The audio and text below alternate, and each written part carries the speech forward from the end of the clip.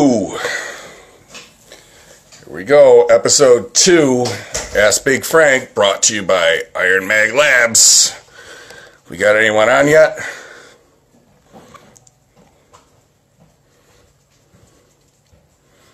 No? But man, I think I'm early. 6:58. What time is it? Huh? What time is it? 7:01. Alright, so I'm on time.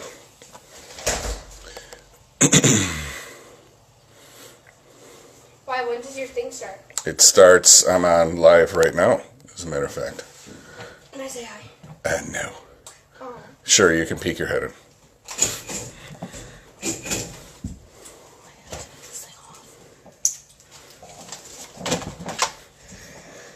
I just went on a bike ride, so don't mind my sweating. Yeah, they're minding. Excuse me. I don't think they mind the sweat as much as the smell. I think that's... I hate you so much right No, now. I think you love me. Chris, what's going on, brother? How are you, man? Got a lot of things we can talk about tonight. Just going to wait for a few more people to hop on.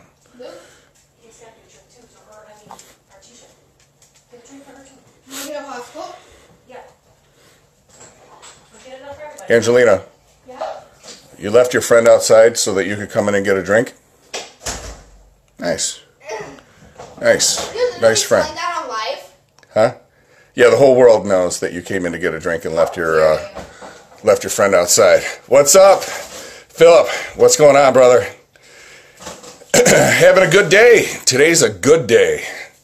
Like I always write, man, bad days make you appreciate the good ones, and today's a pretty good one. So, in a good mood, blue skies, sun shining, it'll probably snow tomorrow. So, live from Buffalo. Got some fun stuff that we can talk about. I don't want to repeat myself too many times, so we'll just wait for a few people to come on. A lot of people have been messaging me about they keep calling it occlusion bands. Everyone keeps calling them occlusion bands. They're not. Occlusion is the style of training.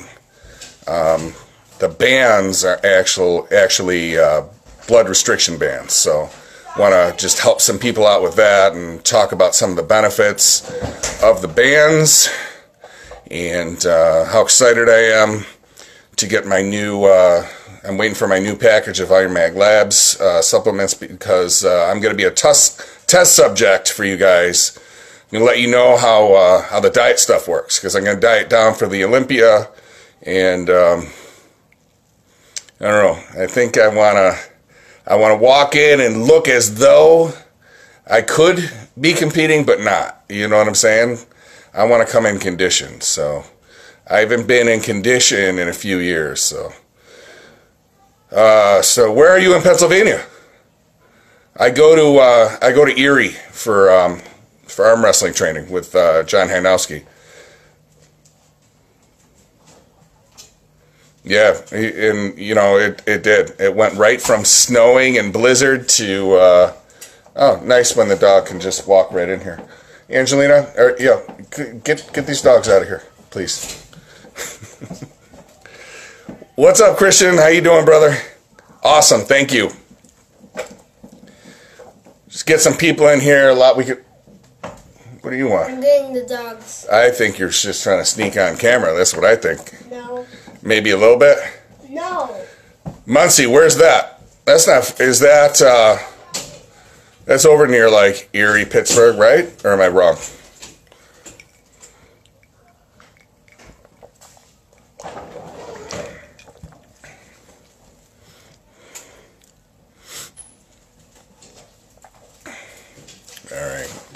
Starting to see people come on now. It's like a party. No, what are you looking at? The cameras start rolling. All the kids want to. All of a sudden, they pay attention to Dad. They want to be famous, right? Yeah. What do you want? I don't care.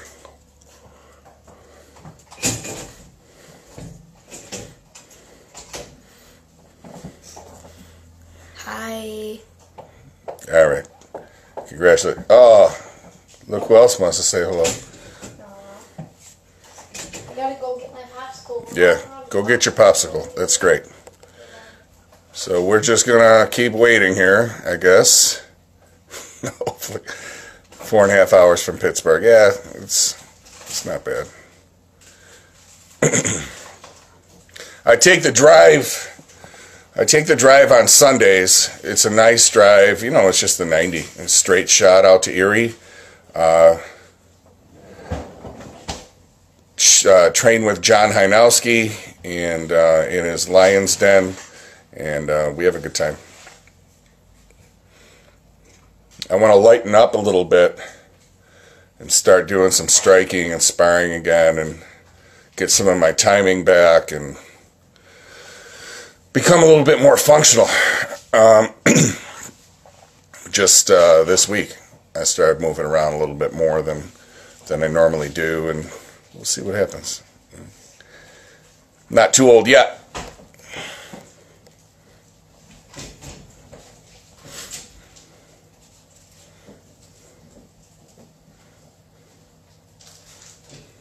Hello, who's out there? The thing is, I don't want to start too early, because then, hello Nelly, how are you? I don't want to start too early, because then I'm going to keep repeating myself, and then the whole show is me, repeating myself. Then again, I mean, they do have the replays, so.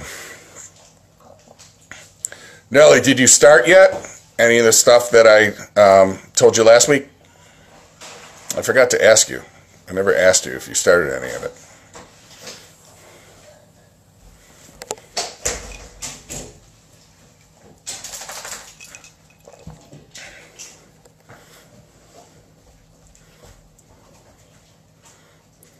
There's a little delay here.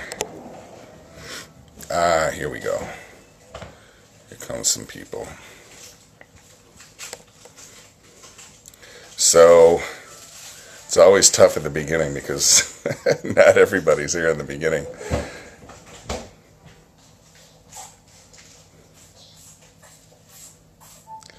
So Nelly, I'm interested. Are you going to start, are you going to try what I told you to do?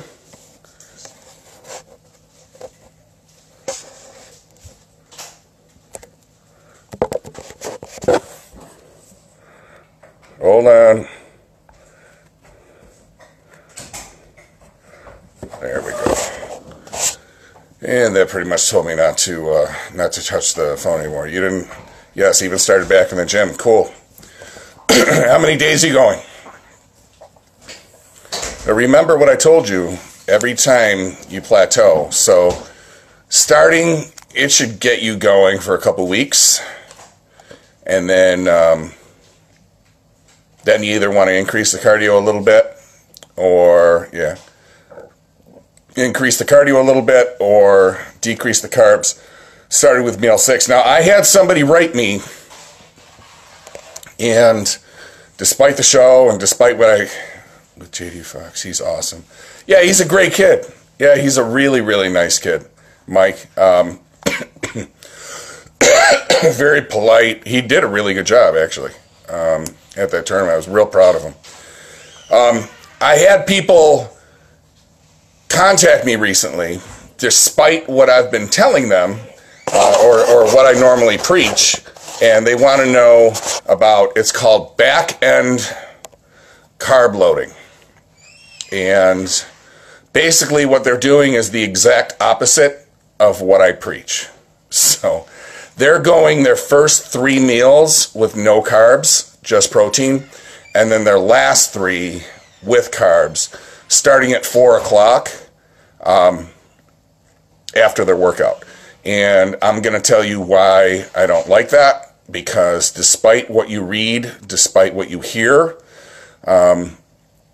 the whole myth of having to get, those carbs in, especially simple carbs, having to get those carbs in right after the workout to get the protein into the muscle faster, there's no benefit. And there's a bunch of studies that have been done on it. I've never done that simple carb thing right after the workout. Just like when I take creatine, I take 5 grams a day. So that's 1 teaspoon. That's much less than what they would recommend for someone my size. And I just take it with a regular meal. What's up, Greggy? How you doing, brother? So, hey, I'm sorry I missed your show, man. I got interviewed. It was the only day he could do it. I was getting interviewed, but if you get a chance, listen to it, because, you know, I talk about you a little bit, and I talk about Christian and leg training video. None of the hosts ever hear talk about training legs. I'll tell you what, Rocco, check out Greg Valentino's leg workout, because Greg Valentino's Joe Beans right here. Ask him where to find his leg workout, because his leg workout is awesome. But I'm also going to do a leg workout, but my leg workout is going to be a little different, because what I'm going to do with mine is I'm going to show people how I was able to get my legs big even though I was injured. And I think that's a benefit to a lot of people. Here's the thing. People who like training legs have good legs. People who don't like training legs are usually people with poor legs, right? So what'll happen is people who have bad legs, they don't really know how to train them, obviously, or they'd have good legs. So they'll start training heavy, like super fucking heavy, and usually their legs are small. And the problem is, thank you, Mike. The problem is, they're going heavy, but if you read any of the stuff that I do, any of the stuff that I put out, strength has no correlation to size at all. Okay, so I want you to imagine that I keep poking you in the shoulder, right? It'd be fucking aggravating at first. Eventually, you're not going to feel my finger. Your body will adapt to me doing that, and you will not feel it anymore. The same thing goes with strength training, okay? There's strength training and there's muscle training.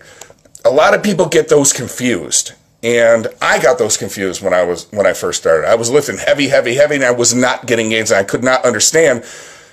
I was that young kid, not kid because I got a late start, but I felt like a kid. I was in my 30s. I'd be lifting, you know, the 150s, okay, all day, and I'd be looking over at the bodybuilders kind of smirking, but I was way smaller than them. And in my head, you know, I'd start thinking to myself, it's just because you're on steroids and blah, blah, blah. It was all the training. The training was the big difference. So you can get a lot stronger without necessarily putting on a lot of muscle. Thank you, Syracuse Muscle. You're awesome. What's up, Peter? How you doing? So I'm talking about, you know, training strength, all right? And here's what usually happens. People who are strong but don't necessarily have the build, they'll throw shots at guys who look good, right? I mean, you hear it all the time. You get a group of powerlifters, a bunch of guys who are training over in the corner, and they're like, oh, look at this prima donna, you know, pussy, you know, whatever. And then you get the bodybuilders get together, and they're like, oh, look at this sloppy bastard. Yeah, he trains heavy, but blah, blah, blah, and I get the chicks. And I think people identify or hang out with what's easiest for them. Hi, Melissa. How are you? Thank you, honey. People identify with what's easy for them. You know what I'm saying? So if you're naturally stronger or you start getting stronger faster, it's like you're stuck in that rut. You are telling yourself, I'm a strength athlete. If you have the cuts and you have a great shape and all this stuff, but you're really not as strong, oh, I'm going to stick to the machines. I'm not a power lifter, I'm a bodybuilder. Don't label yourself as anything. Change up your workout every single week. Try high reps, try low reps, go heavy, go light, use machines, use whatever you got to use. Don't believe that bullshit of if you want to be big, you can only lift heavy weight or you can only lift free weight. If you believe that, you are holding yourself from so much. It's not even funny, because look at the difference. Once Nautilus came out, once machines first came out, look at the difference between the the physiques. It was absolutely insane. All right, Mike, hold on one second to that question.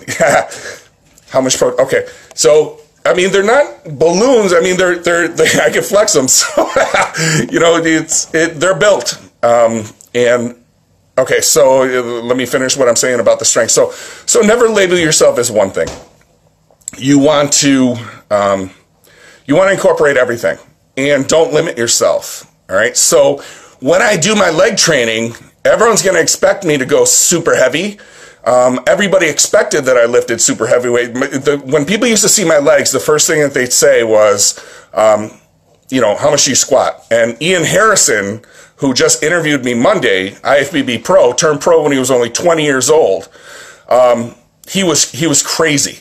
All right, he had crazy big legs. As a matter of fact, in the '95 Olympia, they told him his legs were too big. And we were talking back and forth, and we did a lot of the things the same. You don't have to lift heavy to get huge legs. You can implement so many machines. You don't even have to squat. You know, I couldn't squat. I had both ligaments reconstructed in my legs. So I was using the BFR, the blood restriction. What's up, Rock fan? I was using blood restriction bands before BFR was even such a thing. Everyone calls them occlusion bands. They're not occlusion bands. Occlusion is the type of training. So remember Arnold's arm blaster? That's occlusion training. That's specific training, keeping all tension on one muscle. It's occlusion training, but blood restriction bands, use them for your arms, use them for your legs. They're absolutely incredible. So, Mike, if you check on my page, I finally found a company that it would be willing to give, you know, like group discounts. So they gave me a code. If you want, go ahead and use that code. You save yourself a little money. They're called blood restriction bands. And the reason why I like this company is, first of all, they come 2-inch. And it's very important that you have the 2-inch, because if they're too narrow, you're running the risk of putting too much pressure on a vein. And with the blood restriction bands, you also want to have a band that flexes, all right? Because tourniquet training, and I had this discussion with Phil Heath at Olympia years ago. He tried tourniquet training, and he almost blew out his arm. He almost killed his arm because he almost blew the vein out. So, and he did a video on that also. So he knows about tourniquet training. He's not a big advocate of tourniquet training. I'm going to tell you, never do tourniquet training. Never cut off the circulation. And a lot of people do it. They think that occlusion bands is tie as tight as you can until you're blue in the arms and you blow your, oh man, Mike, I've met so many people in this industry. It's because I kind of stuck through it. So I started, my very first Olympia was 94. I went to the 94 Olympia in Atlanta, and then I kept going through. So like I saw the 90s breed and now the new breed. So it's kind of exciting. I've lasted kind of long in the industry. Took a break, but yeah. But Phil Heath, he's a lot of people rag on him. Well, a lot of people are going to rag on anyone who's gifted. But he is a pretty amazing guy. I mean, anytime I've talked to him, he's been pretty awesome. And I mean, really, all of them are. I can't think of anyone who's ever really been just a dick. Chris Cormier back in the day was awesome. Kev Levrone is one of my favorites. Lee Priest is awesome and still looks awesome. So anyways, those bands, you can do them for your arm. Okay, you can do them for your forearm, upper leg, calves, and you can even wear them this way for your shoulders. And what they're doing, instead of blocking the blood, okay, they're restricting the outsourcing of blood. So you're getting blood into the muscle the same, but it's slowing how the, I wish I saw Dorian in 93. I saw him in 94. He was awesome. Those years of Dorian and Nasser were absolutely incredible. What's up, John? How you doing, brother? What's up, guys? Tyson, Luke, what's up? Tom, what's going on, brother? So the bands, you want to slow, and John, pay attention because I'm talking about those bands. it slows the blood leaving. I know, but he's awesome. You know what? Greg doesn't have a problem with Frigno necessarily. Like, the thing with Greg and Frigno is, Greg doesn't like the way that Greg's Italian, and he looks out for family. Greg, so he knows that Frigno kind of screwed his family a little bit. So he's friends with his family. He used to own gyms and used to deal with the family. So that's the issue on that. Look at for Army an underdog. You can put them here. You can put it here under the elbow. It's under the elbow. Upper leg, and then below the knee. But here's the benefit. Not only are you keeping the blood in there for muscle, but also, I don't know if all you guys read this or not, white tissue, like connective tissue, ligaments, tendons, whatever. A lot of people, they don't realize how important those are, and those are usually people that tear a pec or to rip their shoulder out or hurt their arm or whatever. White tissue does not get a constant blood supply, okay? And tissue needs blood to heal itself. So where muscle grows when we rest, connective tissue, white tissue grows when we are working. The reason why ligaments and tendons hurt so bad, especially if you're doing specific ligament and tendon training, which John will tell you, or anyone that has ever had tendinitis or tendon problems or problem, all of a sudden you start trying to bench and everything's killing you, whatever, it's because your muscles growing faster than your tendons. Tendons are going to take much longer to heal because you don't have a constant blood supply. Now you use the bands to keep the blood in the white tissue. You're going to heal them a lot faster. And I'll wear the bands. I'll wear the bands probably 3 times throughout the day, including my training. Just to keep, especially when I was doing the arm wrestling, to keep blood in the connective tissue to heal it faster. And when you're able to keep up with someone that has many years on you as far as connective tissue development goes, you know that you did something right. So, the bands are just incredible. They're absolutely amazing, not only for arm wrestling and bodybuilding, but also, how old is Greg? Greg is 58, I think. Greg, right? You're 58? I'll tell you what. Let me say this. Greg, you put up a picture of you and Larry Scott, all right? And you and Larry Scott, the first Mr. Olympia. What's the best lift for biceps? Hold on one second, brother. You and Larry Scott in 1986. Now, I've been tearing this house apart because I want to find my picture with Larry Scott from 1994. What's up, Joe? From 1994, right? How the hell is it that you're 60 years old and you look younger next to him in 86 than I do next to him in 94? You got to see it. You look so much younger than me, it's not even funny. And I saw it, I'm like, I got to find my picture with Yusuke. Yeah, I mean, back in the 70s, yeah. Greg's coming from way, way back, which is really cool. All right, Shavitas. So the best lift for biceps, right? You ready for the... Well, he didn't compete with him, Christian. I think he's saying, like, he would see him in the gym and stuff, right? Is that what you're saying, Syracuse Muscle? He didn't compete with him.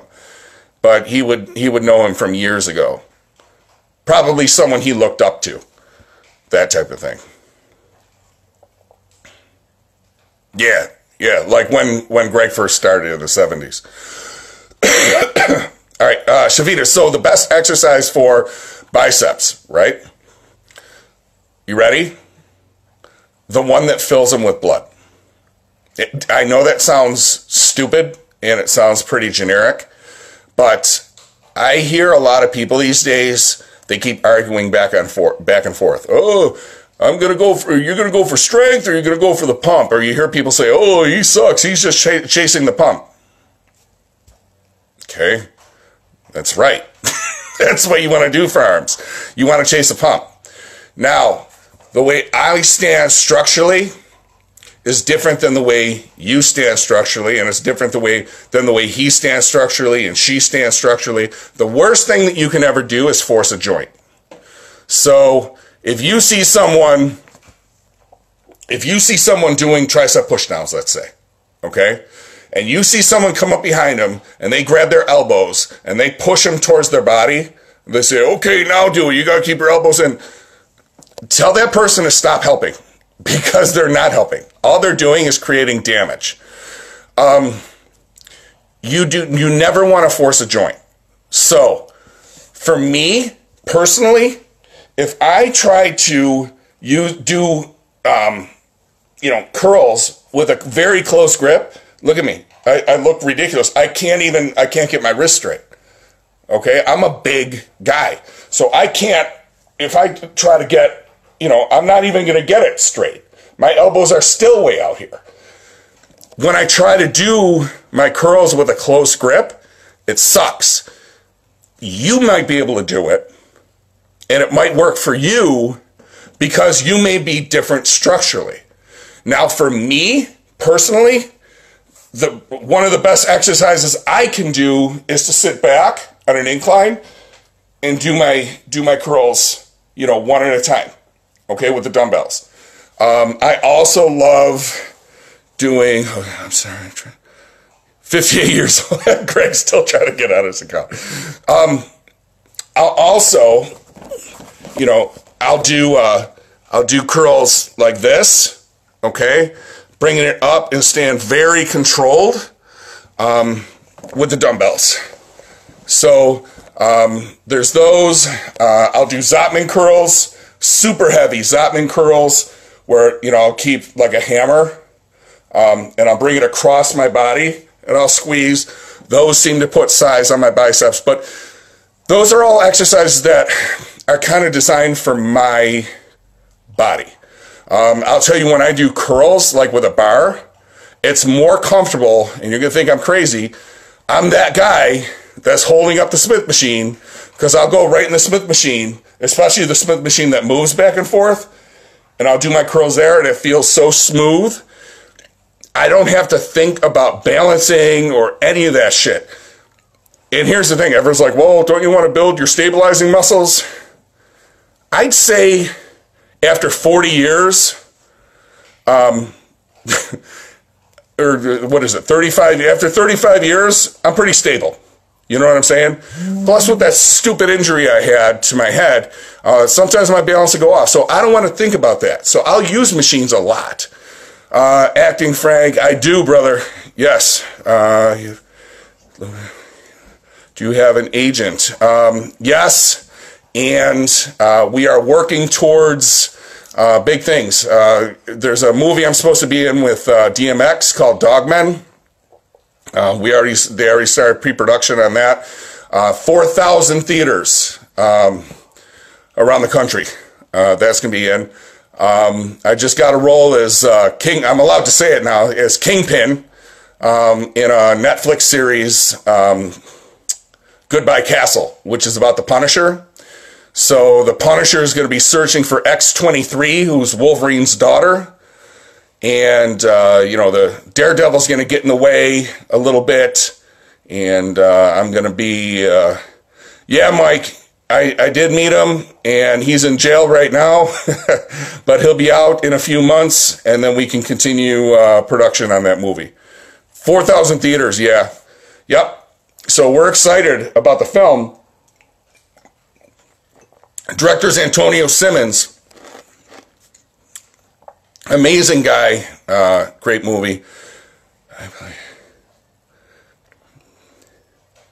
Vinny, what's up, brother? I play X-23 in the series.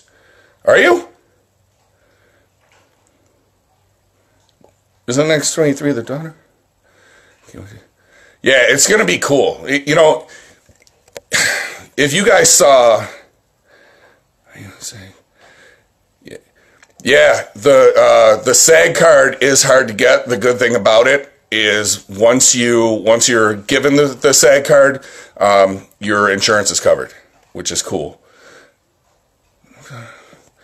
Oh, man. I appreciate that, Jose. Thank you, brother. DMX is the shit, man. You know, the only thing is, take care, John. The only thing, you know, he went through all that stuff with the dogs and whatever, and I rescue pit bulls, but I've heard so many different stories on that whole thing. So, from the people who truly know him, said that he loved animals, and what was happening he didn't know about, and people were on his property and stuff like that. So, you know, any you know, correspondence I've had with him, he's been great. So that's really cool. I want to see the meat puppet. I've heard people saying it. I don't know what that is, but believe me, I'm going to watch it immediately. I think that's awesome.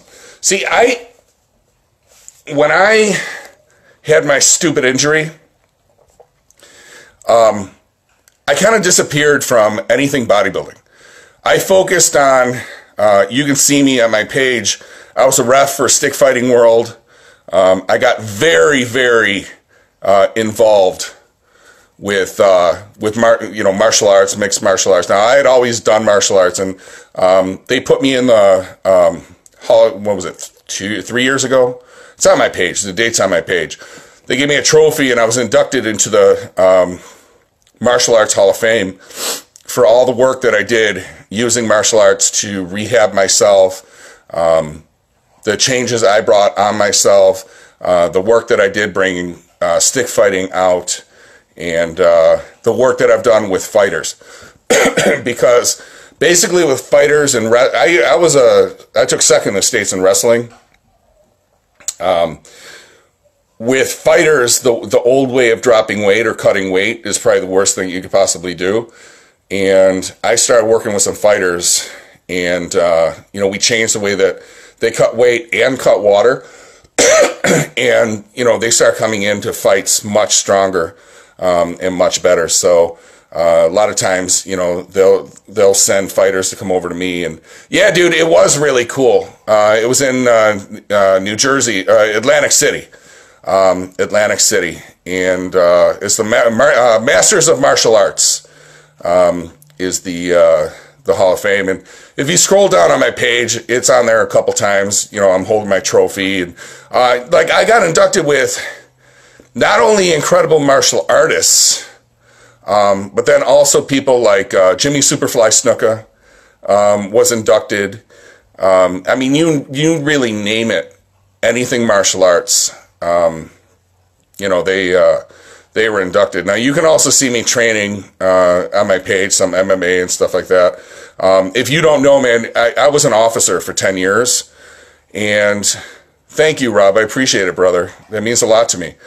I was an officer for 10 years, and I was at Federal Max. So being the big guy, the first time, I was just talking to Ian Harrison about this on Monday. Being a big guy, if something happened, they would call me first, right? So when I first started, if I was close enough,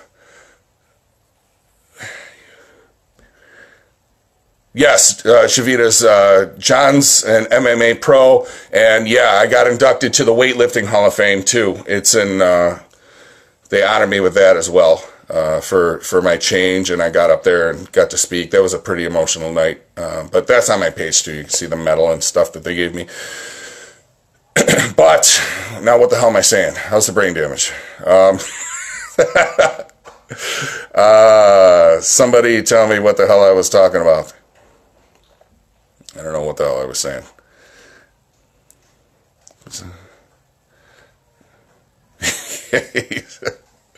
Rock fan, you gotta stay up, Greg. What the hell was I just saying, man? See what can happen. So I was an officer. They would call me if something happened, and you know, I would have to respond. And I remember the first time I ran in to a fight. It was an all-out 95-person brawl. It looked like something out of a movie. It was absolutely just ridiculously insane. And by the time I got down there, because it was all the way at the other end of the prison, the time I got out there, I was sucking wind. I mean, I couldn't even breathe. And I remember thinking to myself, I'm big and I can grab someone. And when I was younger, I did like Chinese Kempo, and I did Japanese Kempo, you know, in my 20s when I was coming back. And I mean, when I was real young, over at CS Kim's, I did Taekwondo and all that stuff. But man, I'll tell you what, there's no way I had the wind to use any of it. And I remember thinking to myself, I'm big and I'm strong, but if something happens, I'm dead. You know, there's too many of them, and I don't know what the hell I'm going to do. So from that day forward, I went back to martial arts heavy. And I started doing like Russian Sambo with my friend John. And that made me more functional. And thank you, brother. I appreciate it. That made me more functional. And I remember thinking to myself, you know, after that, there were fights that I responded to, and it ended quick, and, you know, I was able to subdue the person and whatever. And it showed me how important martial arts really can be.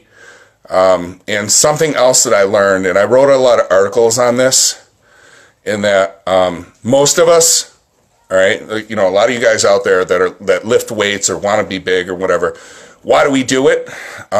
A lot of us are insecure. Okay, there's no disputing that. You know, someone's gonna be, oh, fuck that. We're insecure. A lot of us are insecure. So a lot of us have built size so that we can avoid a problem, so that people look at us and they don't want to fuck with us. But the scary thing is, like, you know, as far as the prison and stuff like that, or if you're an officer, if you're, you know, a lot of guys, they take jobs as bouncers, and it's because of their size.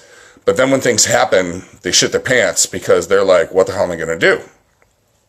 Right? So what I like to push on people, I wrote a lot of articles, this is another thing that caught their attention, was I advise people, I don't care how much you train, I don't care how much muscle you build, I don't care what you look like and whatever, stay functional. Because if you don't stay functional, the problem that you're going to run into is going to be, you're going to be a big guy, and maybe you're going to skate by without a problem for a long time. But when that problem finally happens, you're going to be in trouble. And a lot of friends of mine, they get, maybe say, aggressive with their girlfriends or you know, whatever. And the common thing that people say is roid rage, and which I don't believe in. I think that people who take steroids or whatever, it's just more of what they really are. Yeah, you're right, brother. Arm wrestling is big on that. I push, you know, guys who get aggressive with the girls and you know, whatever. What that is a lot of times is, think about it. You're a big guy. You're gonna attract a good-looking girl, let's say. All right. Now you're gonna go out, and you know, guys are gonna glance at that girl, and maybe you're gonna throw your weight around, maybe you're not. But what I see a lot of is, you know, a guy starts yelling at the girl, and then he starts getting aggressive with the girl, and that's all insecure shit. And you know what? It's unnecessary. And something I've learned is when you're a big guy, you're a big guy. But if you have insecurities, you're going to be an asshole. Guys who are big, that are insecure, those are usually the assholes. Those are the ones that want to try to intimidate others. I don't try to intimidate anyone, ever. The only time where I'll ever throw my weight around is if I need to, like, teach, like, a lesson or something like that. And usually that's when a young kid's in a car and almost hits one of my kids because he's driving like a dickhead. And I got to walk over and just let him know how lucky he is that it was me and not someone else, because someone else probably would have beat him to death right then and there. But other than that, I don't throw my weight around. That's why the prisoners respected me so much. They knew that I could handle myself, but I wasn't an asshole. But guys who are big, that are assholes, usually are the ones that have absolutely no idea how to fight. They have no clue whatsoever. So my thing is, learn how to fight. I mean, it's one thing to be big and muscular and whatever. Go take some lessons, dude. Learn how to fight, learn how to grapple, learn how to, become a good wrestler, whatever. I'm not saying to compete. I'm not saying to be, king badass and go get in fights. But when you know that you can handle yourself, it alleviates a lot of that insecurity, and you're not such an asshole. I know it sounds stupid, but as important as weight training is, so is knowing how to protect yourself, because that is a major insecurity in a lot of our heads. So, all right, that's enough on my spill of that. Rock fan, high intensity training. That's the way I train. Mostly. Now, I said, you always want to switch it up. You definitely want to switch it up. But the style of training, now, years ago, I worked with, I was contacting Mike Menzer. It bothered me because I talked to him like the first time, and then all of a sudden I got passed on to some guy who was under him. It kind of bothered me. But, I learned some things from him that were valuable. One thing that happened with Mike Menzer is once he got older, he was very against people wanting to be huge. That's whatever. But when Dorian Yates came out with his style of training, the blood and guts video, I watched it. I was like, this is the way I train. That's exactly what I do. Everything. And I told him, I met Dorian Yates many times. I told him many times, I'm like, dude, that's exactly the way I train. So the way I train mostly, unless I decide to switch it up, is I'll do 3 sets, increase the weight, do 3 sets, 3 reps, do 3 reps, increase the weight, do 3 reps, increase the weight, and I'll keep doing that. Maybe I'll do 5 reps, 6 reps, whatever, but I'm not killing myself. Now, some people might consider those sets. I don't count them as sets. I go all the way up until I'm at the weight that I want to target, okay? And let's say I'm going to shoot for 8. All right, it's not like everyone else is like, oh, I'm going to do 8, 6, 7, 8. Okay, ooh, hot girls in the gym tonight. That's not 8 to me. 8 is the borderline of stopping or negative, and that's something else that's very important. Failure, total failure is not assisted reps. That's not failure to me. Failure to me is, as I use my kid's noodle, okay? Thank you, brother. Buffalo's pretty cool because we have the Niagara Falls is like 10 minutes away. Nightlife is cool. I like the weather because I like the change of seasons. Some people hate it. It's a cool place. Lots of beaches. Tons of beaches around here. So, okay. So, here's the bar, right? And you're pushing, all right? Now you're benching. Now, when this stops, okay, that's failure, dude. Stopping or going in reverse is failure. Now, you get that. If I get that person that's going to come over, that's going to be like, come on, one more, and they start pulling it, I will kill you when I get up because I already told you not to do that shit. Because assisted reps is going to do nothing but hurt you. Your body gave out for a reason. Your chest gave out for a reason. Now you're using other body parts to try to get that weight up. It is 1000% pointless to do an assisted rep. That is doing absolutely nothing for you. That isn't failure. So never do assisted reps, ever. Absolutely pointless. My take on creatine, hey, easy. Dog.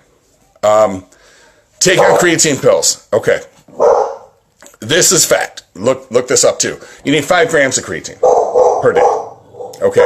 5 grams of creatine is going to be, hey, easy. 5, sorry. I'm going to train at Strong and Shapely. I actually can't wait to go, Mike. Bob Bottom, I met him at the Arnold for the first time. I used to hear him all the time, or I read about him all the time, like in Muscle Mag and Flex Magazine and stuff. And I got to meet him. Super cool guy, friends with Greg Valentino, so it was super nice to talk to him. So Shavita's back to creatine pills. You want 5 grams of creatine per day, okay? I don't care what brand it is. I don't... Sorry, I'm with IronMag Labs, but I'm just being honest. When it comes to creatine, creatine is creatine. Now, you have some that's sifted so that it mixes easier with water, but creatine is creatine. I don't believe in the taking it with simple sugar. Everybody says, oh, you got to take it with apple juice and whatever. I took with apple juice, years ago when creatine first came out. I was shitting myself all the time. It was completely pointless. Take 5 grams at the same time that you're taking a meal. Okay, so if you want to take your creatine after your workout, that's fine. Just make sure that there's some carbs in the meal, or it's better if there's some carbs in the meal, and take your creatine then. 5 grams.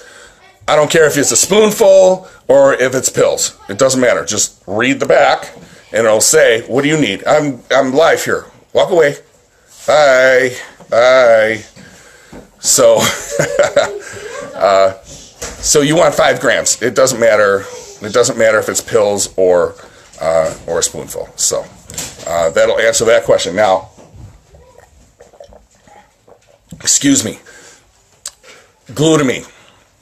Okay, if you are not taking glutamine, start taking glutamine, because glutamine can raise your growth hormone levels. Glutamine can repair muscle. Glutamine can protect your muscle while you're dieting. But here's the thing: if you're taking glutamine as directed, it is completely 100% pointless. Because glutamine gets absorbed in the intestines. So glutamine needs to... Yeah, Mohammed, listen to me. you said that you've been training natural, you want to stay natural, you want an alternative to steroids. Listen to this. So glutamine, it doesn't matter what brand you get. What matters is a lot of glutamine is mixed with a lot of garbage. Okay? You obviously don't want garbage mixed in. So, find the most potent one. So you're going to look at the back, and if it says this many Shavitas, take it on all days. Not just off days. Read the back and read the serving size, and then how much glutamine is in there.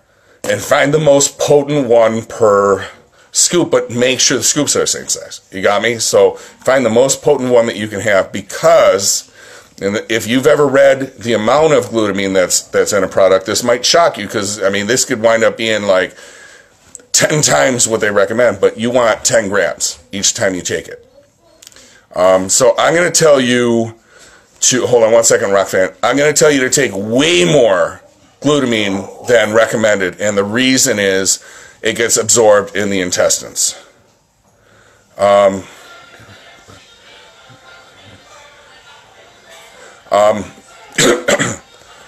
So as soon as you wake up on an empty stomach, you want to take 10 grams of glutamine. Very important that you take an empty stomach, because, like I said, it gets absorbed in the intestines. So you need to bypass digestive function into the intestines. So 10 grams in the morning on an empty stomach, 10 grams after your workout on an empty stomach. Now, everyone's going to argue and say, well, I can't do it right after my workout because I need to slam, simple sugars or do whatever. Hold on, Matt. I'll get to that in 2 seconds. So, you want to take 10 grams on an empty stomach right after your workout. Now, whether you eat immediately after your workout or whether you eat a half an hour after your workout, studies have been done. The food is still the protein's still going to get to your muscles. All right, it's been shown that there's no advantage. Remember that you still have to go through digestion, so that protein is not getting immediately into into your muscles. So don't be fooled with marketing, because a lot of that marketing is a little crazy. So first thing, as soon as you wake up on an empty stomach, right after your workout on an empty stomach, and then right before bed on an empty stomach, you do that with the glutamine, and you're gonna feel yourself start getting fuller. You're gonna retain more muscle as you're dieting. You're gonna increase growth hormone levels. I mean, every benefit that there really is. And then, you ready for another one? Any mass gainers? Well, Mohammed, that's a good one for, all right, hold on, Shavitas, because am I saying it right? Shavistus. Serious mass gainers to become bigger and stronger. Okay. Well, I hate jumping into this, because then it seems like, oh, well, of course you're going to plug the supplements that are supporting the show and whatever. When I started this show, when I started Ask Big Frank, I had nothing to do with IronMag Labs. IronMag Labs is in two parts. It's in the supplement end, and they have the magazine end. This show is through the magazine end. When I first started, I just had my show before I was signed by the company. Christian would tell me, you can talk about, whatever the hell you want. He even told me, he's like, if you get signed by a company and you want to talk about their products, go right ahead. So when I talk about IronMag Labs products, I hope people understand that I chose to go with the company for a reason. In talking to Rob, and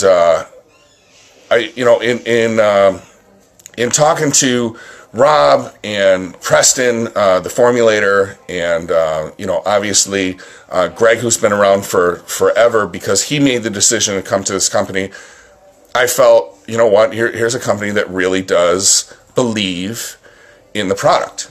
And so you asked me, are there products out there that are an alternative to steroids? The reason why I put my name on this, with this company, is because I believe the products at this company are a safe alternative to steroids. And I'm not saying that you're not going to be, competing against Phil Heath, okay, in the Olympia. However, just yesterday, I got a call from, you guys are going to, Greg, wait till you hear this one. I got a direct message, not a call. I got a direct message from someone that said, Frank, I love you. You're finally giving me boners. And I'm like, what the fuck did this guy just write to me? And of course he was like, ah, ha, ha, ha, ha. He said that him and his wife are trying to have kids. In the pressure of it not working, whatever, he has his head all screwed up. And he used to take steroids, and he's not taking steroids because he feels that it got in the way of him getting his wife pregnant. So he said all this stress and whatever, he hasn't been getting, aroused, and it's not fun, and it feels like work and all this stuff. And he started taking, he wrote me a while ago, and he's like, listen, man, I read that it can increase your testosterone levels. Can it really? And also, sexual function and desire and stuff like that. I'm like, try it. Just try it. So he's been taking the IronMag Labs supplements, and well, he thanked me for giving him boners. So he swears that his sexual desire and everything is way up. He's saying that okay, Vinny, thank you, brother. Yeah. So he's been using the products. He's saying that his testosterone levels, because they go through fertility specialists, his testosterone levels have been up. So, I mean, there's theory. You're going to hear this a lot with me. There's theory, and there's application. And the theory is that the products increase your testosterone levels, but the application from someone going and having their testosterone levels checked tells me that the product's working. Now, he hasn't gotten his wife pregnant yet, but, I mean, the testosterone level's up, The sexual desire's up. They're able to be doing what they're doing. So, you know, it's everything is going really well for him. So, you know, we're all crossing our fingers that that he does well for that. Now, I mean, something else you can do, you know, in addition to that, is Christian. Do we ship to UK? Next time on the arm wrestling table, Steve is going to be with Travis Bagent. So I've been working with John Heinowski and Erie, and I've been working with Devin a little bit too, and we're going to get me ready for Travis, and I'm going to be on his reality show. So his reality show is going to be an 8-part series, and he's going to arm wrestle football players, strongmen, you know, all different types of strength athletes. And he's saving me for the end because Devin told him, you know, a lot of people talk a lot of shit about Frank, but I mean, he definitely puts in the work, and a lot of people don't realize I was a steel worker for 13 years, and I would lift billets of steel like this with my fingers all day, 4,000, but they were 40, 50-pound billets. And, you know, just like people talk about farm workers just being naturally strong arm wrestlers, I worked in a forge, and I was working with, 4,000 degree heat, but 40 to 50-pound billets and dumbbells. Not billets, not dumbbells. And I would just be lifting them all day with both hands. So anyone who, you know, I don't know if you see, but I kind of got that stupid freak muscle, and you know, my hands are very, very strong, muscular hands. So, and my forearms, you know, are pretty big. So, yeah, pretty crazy. Syracuse Muscle, we're going to have females. Females are coming. Mohammed, I talked about diet last week, but pretty much I'll do 1 of 2 diets. So, I will either do equal protein, equal carbs, all right, in 6 meals, or I will do equal protein, equal carbs, or I'll do protein and healthy fat. But, all right, so let's say I'm doing 50 grams of protein, 50 grams of carbs. If I'm doing the fat diet, I'll do 50 grams of protein and, like, let's say 20 grams of carbs. So, good amount of carbs for a daily basis. All right, so Matt, same thing. I do equal protein, equal carbs. So I'll find out whatever my lean body weight. So let's say your lean body weight is 200 pounds. And how are you going to figure that out? Let's say you're 240 pounds and you have your body fat checked, and you figure out that there's 40 pounds of fat on you. Your lean body weight is 200 pounds. You're going to take 200 pounds divided by 6, all right? And whatever that number is, you're going to have in each meal that many grams of protein, that many grams of carbs. And then if you want to start losing weight, you take the carbs off of the last meal, switch it with green vegetables, and then meal 5, 4, 3, but also start increasing cardio so you can kind of, you know, find the balance there. Rock fan, I do not like Gatorade for carbs, and let me tell you why. Yes, Steve, hold on one second. Sugar. You know, everybody feels that after the workout they should take in healthy or simple sugars because they want to increase the insulin levels and they want to play with insulin, whatever. First of all, let me tell you, if you're basing your diet and exercise schedule or theories or whatever around a pro bodybuilder, don't. Especially a competitive bodybuilder these days. And that's because if they're taking insulin, if they're taking, you know, other things, their body's processing that food a lot differently than your body would be. I've never been a believer in taking simple sugars after the workout. Again, you know, some people feel that there's sound theory in it. I believe in application. If I take too much sugar, I get fat. Very simple. Insulin is the fat storage hormone. So if you're spiking your insulin levels, now if you are small or if you're extra lean, that's different, all right, because you want to put on size. But if you're a big guy as it is, and you are spiking your insulin levels, insulin is the fat storage hormone, you're going to start putting on body fat, and that's just not going to work. Is it possible to get lean, get a six-pack, and maintain my strength? Absolutely, but let me ask you, Mohammed, are you a strength athlete? Are you a power lifter or whatever, or are you just worried that, you know, is that just the way you're training? Because like I said earlier, if you just want to look good, switch up your training. Don't worry about what the weights are all the time. You know, you want to switch it up, and you want to train for how, you know, you look good. Now, I put up, if you look on my page today, I don't know what's going on with Syracuse muscle. All right, so if you look at the pictures I posted up today, like when I started training, I lost like 80 of the 145 pounds that I lost. I was training heavy all the time, and I didn't understand. Okay, so you are a powerlifter, Mohammed. Okay, so I didn't understand why I wasn't growing, and then I learned that strength doesn't correlate with muscle size, and as I'm sure that you've learned yourself, you can get a lot stronger without necessarily growing bigger. If you want to get bigger, you want to switch it up. No, Curtis, I had this stupid.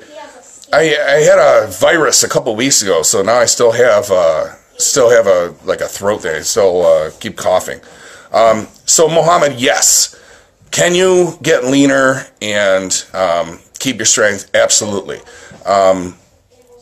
You want to pretty much keep your schedule of how you're lifting and how you're training. What I would recommend is get here I'm plugging the company. Get a nitric oxide supplement.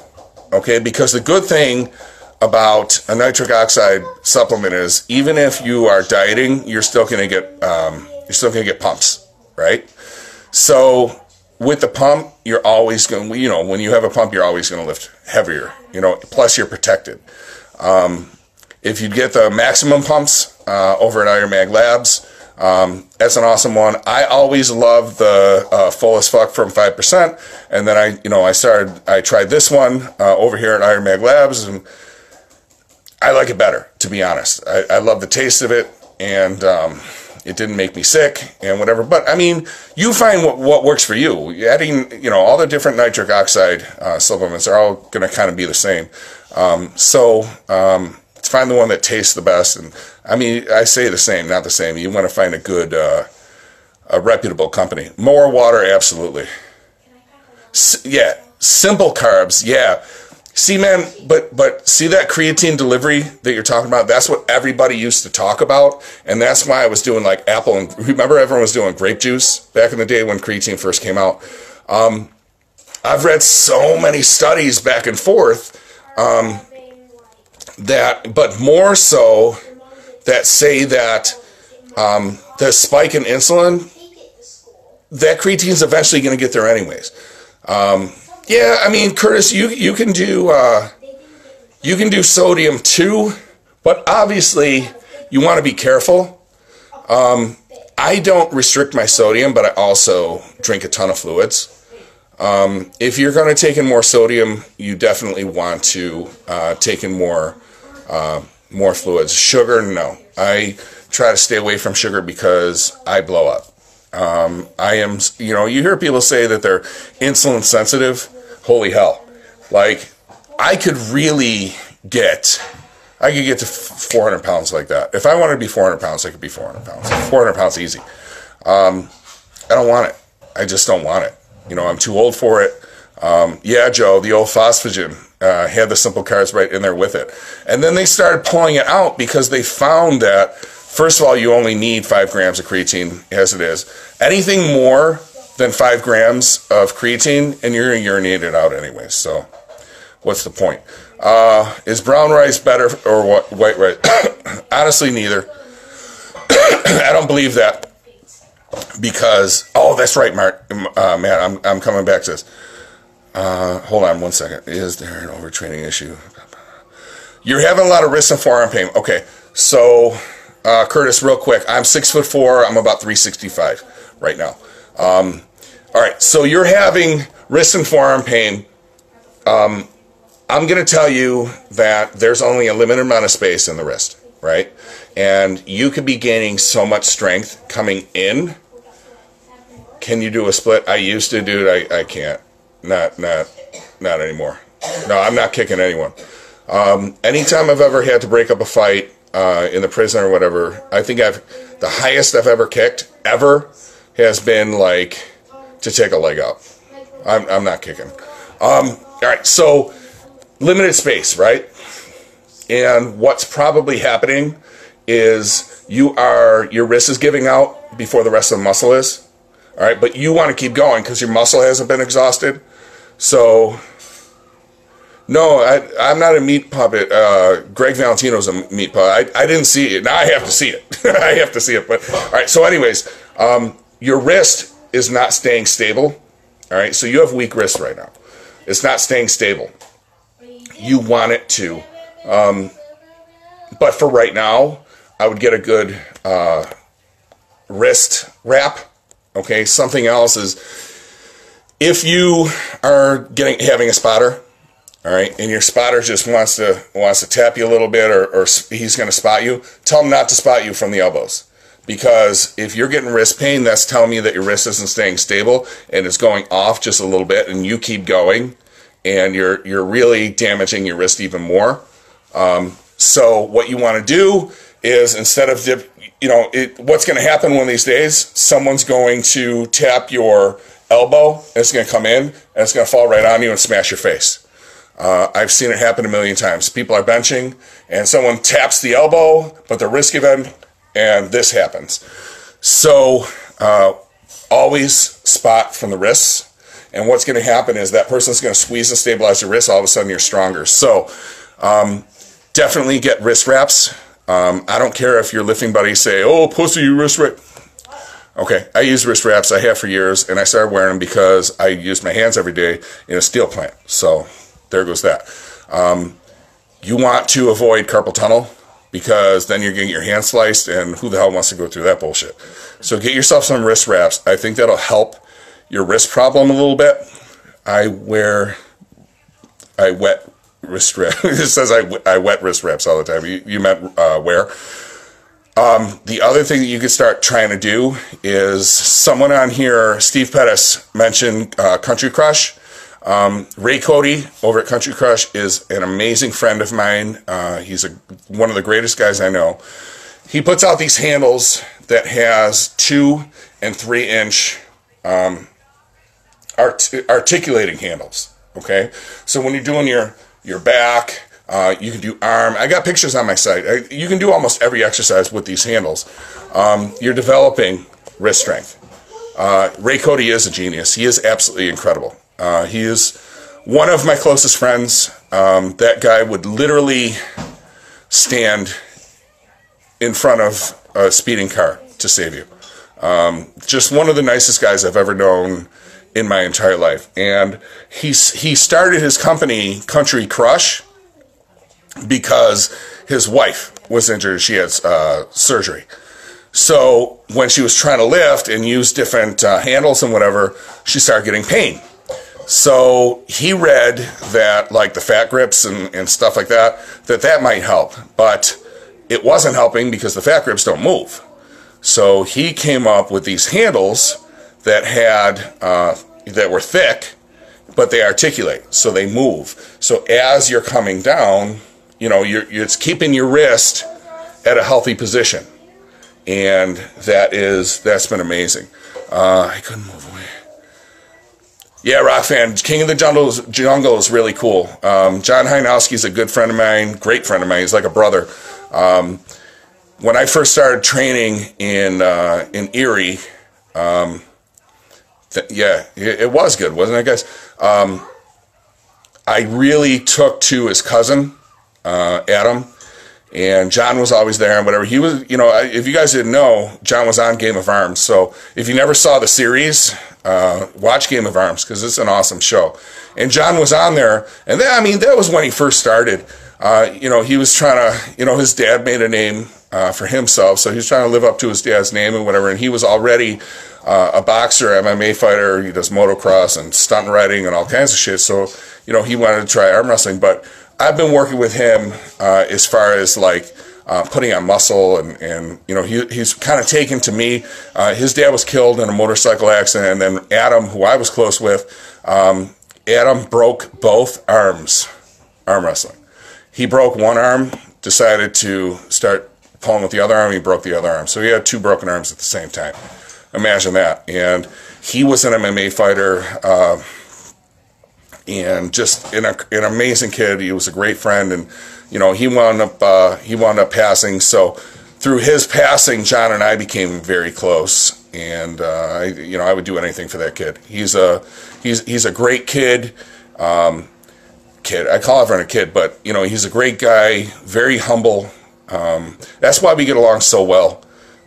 You know, we're both very humble people, and you know, he kind of looks up to me, and in a lot of ways, he believes that you know, his dad put us together. His dad and my mom kind of passed, you know, not far away from each other. So, you know, if you believe in that type of thing, everyone they come in contact for a reason, and you know, there's a reason why we crossed paths and we become very close. So I'm very proud of him, and he's gonna have a lot to offer you guys as far as knowledge and fun and stuff like that. And I'll tell you, if you guys don't watch arm wrestling, or if you do watch arm wrestling, I mean, if you do, then this will be easy to say. But if you don't, WAL is back. WAL is the organization that started after the show Game of Arms. Go and check out live on the 17th. What is it? The Bleacher Report.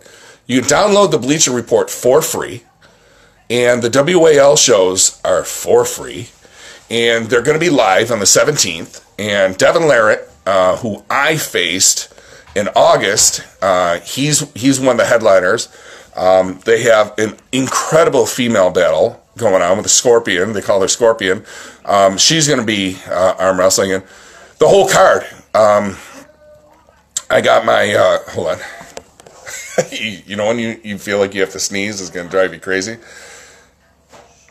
So, all right, so I think I'll live. Craig Toulier, who's one of my best friends. You know, you have those people who are best friends that don't live anywhere near you. Like, I see him like a couple times a year, but we just had this bond. You know what I mean? He's from Louisiana. He sent a king cake to my kids for Mardi Gras. He's just awesome. He's one of the best in the world. So he's gonna be arm wrestling on there. So if you guys aren't doing anything on the 17th, what is it, Wednesday? I think. What is the 17th? A Wednesday? Thursday. So Thursday the 17th. Check out the WAL on the Bleacher Report. It's completely free. And I think you guys will, if you watch it, you're going to pick up a new admiration for a fun sport. It's really, really cool. I was taken by it. When I watched Game of Arms, I was so taken by the sport. It was incredible. Will I ever be, you know, the best in the world? Probably not. And the reason for that is I don't want to change the way I train. World champions, they should have a warning on them, right, Vinny? Did you get the baby in it? I don't want to change the way that I train. So I like the way I feel. I like the way that, you know, I like the way I look. You know, I'll go up in weight, up and down and stuff like that. But so to really be one of the best in the entire world, I know some of the changes I'd have to make. You know, losing size and whatever. And, you know, I'm going to get leaner, so we'll see if that helps. But I don't want to lose too much of what I fought for. So, you know, I'll just continue. I can shock some people. So that's the part that's fun. You know, a lot of people look at my size. And now, a regular person will look at my size and be like, oh, he's going to rip that guy's arm off. But a true arm wrestler will look at me and be like, oh, he's too big to be an arm wrestler. And then those are usually the ones I surprise. So that's pretty cool. That's a cool feeling when I can surprise like a true arm wrestler. So my bench max now, no clue. Man, I haven't flat benched in so long. Years. What do we give? We are giving away. No, we'll give something away in a minute. What time is it right now? It is 8:14. 8:14. Okay, so we'll wrap it up. Yeah, Rocco, Devin is a very close friend of mine, and he's actually helping me, go against Devin. Travis, rather. Yeah, Devin and we're real good friends. I can say they beat a champ in a round of arm wrestling. Yeah, thank you very much. I think I shocked a lot of people, and if you watch my videos, other than the ones of me talking shit, because obviously we had to sell tickets because we were helping some very sick kids at Children's Hospital.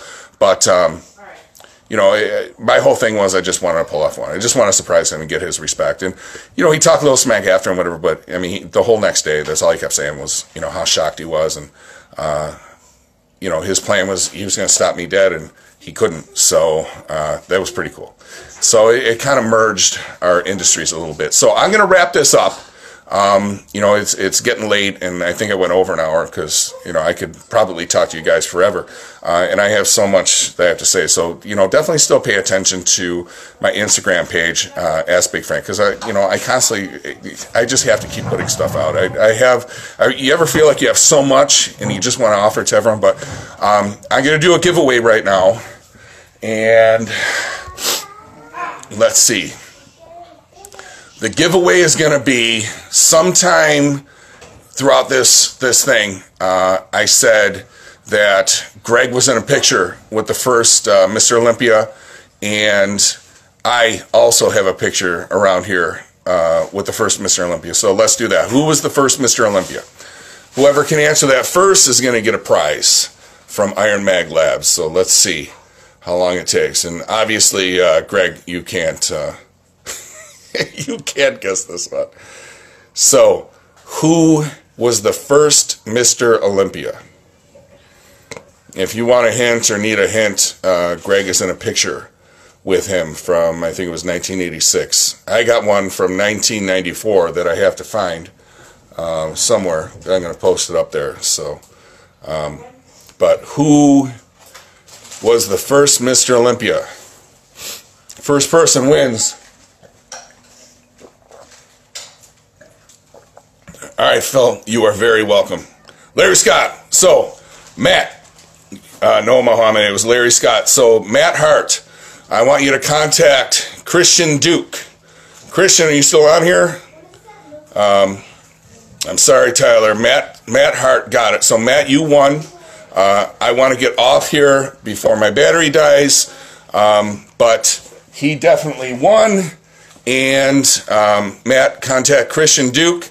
And he will hook you up. He's going to hook you up with your prize. I'm still talking because I don't want to lose this broadcast to my battery because my phone sucks. So Matt Hart, contact Christian Duke, and Christian Duke is going to give you your prize. So there we go. I'm back on, and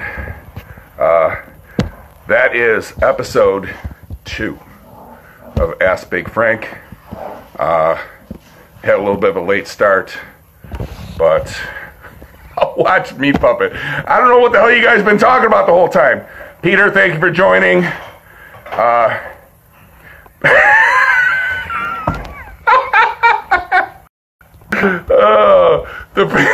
He said the prize should be a balloon from the ceiling. You can see the balloons. We had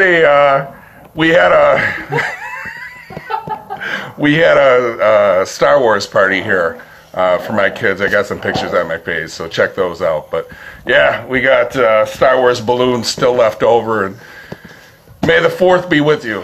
What are you gonna say? So Mohammed, the winner, what was it? Mike. Something makes me want to say Mike Hunt, but it's not Mike Hunt. It's Matt Hart. So I probably shouldn't say Mike Hunt. So all right. So anyways, he won.